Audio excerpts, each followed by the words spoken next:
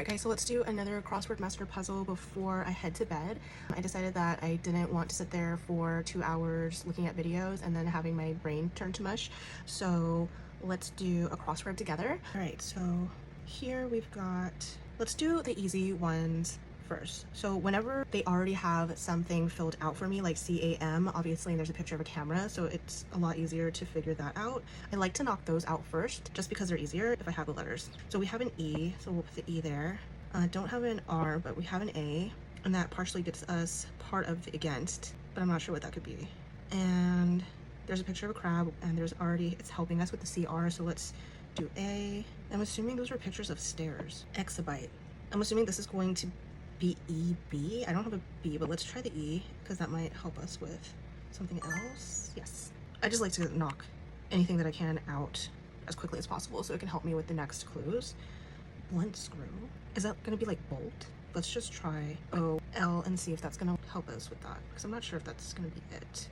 And then when there's a clue new on here, I don't have an N, but I'm assuming that it's just going to be an N since it's just one letter. Confuse me when there's an O-U blank U-T. So I'm like, what could that be? Those kind of throw me off sometimes. So let's try to fill in some of the other parts to see if we can get that one. So young child, I don't know actually. So maybe if, so that's stairs, so we could do an A-I. Oh, frequently, I think that's gonna be often. So let's often. Young child's gonna be taught, right?